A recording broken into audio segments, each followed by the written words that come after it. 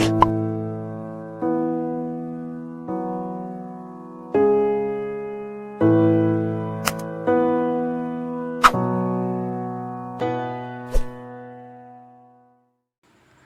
Friends, welcome back. मैं सफलता रत्नाकर फिर लौटी हूँ सक्सेस सी चैनल पर। तो आज जो है हमारा हिंदी का दिन है और हिंदी में हम पिछले हफ्ते पढ़ रहे थे हिंदी का भाषा चैप्टर। ओके, तो जिसमें हमने 10 क्वेश्चंस कवर कर लिए थे और आज जो है हम भाषा चैप्टर से अगले 10 क्वेश्चन को कवर करने वाले हैं। हिंदी का जो भाषा चैप्टर है वो जेल पहरी, एमपीएसआई और जितने भी एग्ज़ाम्स होते हैं व्यापम में हिंदी के एग्ज़ाम्स अगर उसमें आते हैं तो उसके लिए बहुत इम्पॉर्टेंट है ये। तो देखते हैं पहला क्वेश्चन क्या कह रहा है। पहला क्वेश्चन जो है, हिंदी की बोलियां नहीं हैं। नहीं नहीं, ये हम पिछली क्लास में पढ़ चुके हैं और ये क्वेश्चन जो है पिछली क्लास में हो चुका है। हमें 1 से 10 तक के क्वेश्चन तो कर लिए थे, अब हमें 10 के बाद के क्वेश्चन करने हैं। तो 10 के बाद के क्वेश्चन कहाँ हैं, ये है। तो जो 11वां क्वेश्चन है वो है, हिंदी किस भाषा परिवार की भाषा है। अब तक तो आपने सोच ही लिया होगा, हिंदी जो है भारोपीय भाषा परिवार की भाषा है। भारोपीय मतलब जो भारत और यूरोप द्वारा मिक्स जो भाषा बनी गई है वो भारोपीय परिवार है। और भारोपीय परिवार सबसे बड़ा भाषा परिवार है जिसमें 10 शाखाएं आती हैं और वो 10 शाखाएं ध्वनि के आधार पर सतम और केंतुम 2 वर्गों में बांटी गई हैं। भारोपीय भाषा परिवार की भाषाओं को उत्तर भारत में बोला जाता है। क्यों बोला जाता है वो तो आपको पता ही है, क्योंकि उत्तर भारत में हिंदी ज़्यादा बोलते हैं। साउथ में तो द्रविड़ भाषा परिवार चलता है। और जो भारोपीय भाषा परिवार है वो भारतीय ईरानीय शाखा की एक भाषा है। और भारतीय ईरानी शाखा जो है भारत और ईरानी यानी आर्य के 3 उपवर्गों का उल्लेख किया गया है इसमें। और ये उल्लेख किसने किया है? डॉक्टर ग्रियर्सन ने किया है। ओके, तो ये थी भारोपी परिवार की भाषा की जानकारी। हिंदी हमारा जो 12वां क्वेश्चन है वो है, हिंदी भाषा का जन्म हुआ है, मतलब हिंदी भाषा का जन्म हुआ है अपभ्रंश से, लौकिक संस्कृत से, पाली प्राकृतिक से या वैदिक संस्कृत से। तो बताइए इसका सही आंसर क्या होगा।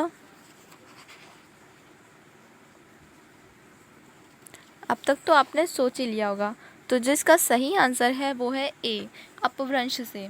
जो हिंदी भाषा का जन्म हुआ है वो अपभ्रंश भाषा से हुआ है, क्योंकि जो सीरीज़ हम पढ़ते हैं संस्कृत से लेके हिंदी तक, तो उसमें लास्ट में जो हिंदी से पहले जो भाषा आती है वो अपभ्रंश होती है।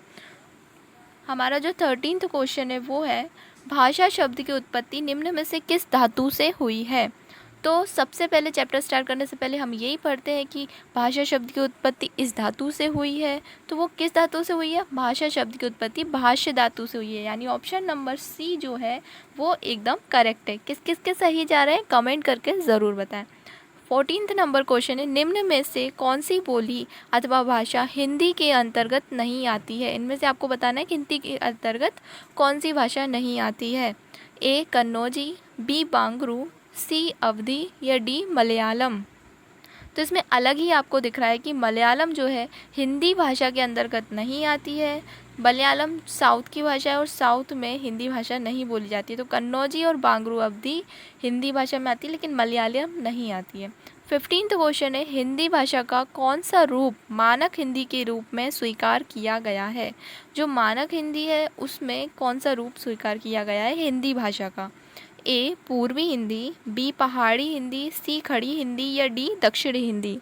जल्दी से सोचो आंसर क्या है इसका। तो दोस्तों इसका जो सही आंसर है वो है डी, सी खड़ी हिंदी। जो खड़ी हिंदी है वो मानक हिंदी के रूप में स्वीकार की गई है। 16वां क्वेश्चन है कि हिंदी की विशिष्ट बोली ब्रजभाषा किस रूप में सबसे अधिक प्रसिद्ध है। यानी कि जो ब्रजभाषा है वो सबसे अधिक किस रूप में प्रसिद्ध है, आपको ये बताना है। ए ऑप्शन है राजभाषा, बी तकनीकी भाषा, सी राष्ट्रभाषा या डी काव्य भाषा। तो आप समझ ही रहे होंगे कि ब्रज भाषा में बड़े ही काव्य लिखे गए हैं, तो ये डी ऑप्शन जो है बिल्कुल सही लग रहा है, काव्य भाषा। हाँ बिल्कुल सही है, D option is a right answer. 17 question है, भारतवर्ष में हिंदी को आप किस वर्ग में रखेंगे। हिंदी को जो है किस वर्ष में रखना चाहिए बताइए, आप अपने हिसाब से बता दीजिए। राजभाषा, राष्ट्रभाषा, विभाषा या तकनीकी भाषा में। तो इसका जो सही आंसर है राष्ट्रभाषा। बिल्कुल आपने सही सोचा, लेकिन राष्ट्रभाषा है नहीं है, ये राज्य भाषा है। तो इसे हम किस वर्ग में रखेंगे? राष्ट्रभाषा में। 18 क्वेश्चन है, निम्न में से कौन सी भाषा संस्कृत का अपभ्रंश है? खड़ी बोली, ब्रजभाषा, अवधी या पाली? तो इसका जो सही आंसर है पाली। संस्कृत की जो अपभ्रंश है पाली है, क्योंकि संस्कृत के बाद क्या आई थी? पाली आई थी, फिर प्राकृत आई, फिर अवहट आई, फिर अपभ्रंश आई, देन हिंदी आई। तो ये सीरीज़ याद करना भी आपको बहुत ज़रूरी है। तो अब हमारे बचे हैं आखिरी के 2 क्वेश्चन, देखते हैं किस किस के सही जाते हैं। 19th क्वेश्चन है, हिंदी भाषा के अंतर्गत वर्तमान स्वरूप को विकसित और संस्कारित करने में किसका महत्वपूर्ण योगदान रहा है? ए आचार्य महावीर प्रसाद द्विवेदी, बी भारतेंदु हरिश्चंद्र, सी राजा शिव प्रसाद यानी सितारे हिंद, या डी अमीर खुसरो? सोच लिया इसका आंसर? नहीं सोचा? तो वीडियो पॉज करके सोच लीजिए, नहीं तो वीडियो पॉज करके आप बुक में से देख लीजिए, तो ये आपके दिमाग में हमेशा याद रहेगा। ओके, तो इसका जो सही आंसर है वो है ए आचार्य महावीर प्रसाद द्विवेदी। द्विवेदी से याद कर लीजिएगा कि जो विकसित और संस्कार दिए हैं वो किन्होंने दिए? द्विवेदी ने, यानी उसको और आगे और दूसरा चरण उसका ला दिया है। द्विवेदी जी ने, महावीर प्रसाद द्विवेदी जी ने महान काम कर दिया। ओके, ये सिर्फ याद करने के लिए ट्रिक है, आप कुछ भी ट्रिक बना सकते हो आपकी।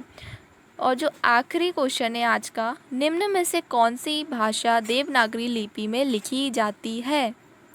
डोगरी, उड़िया, मराठी या सिंधी?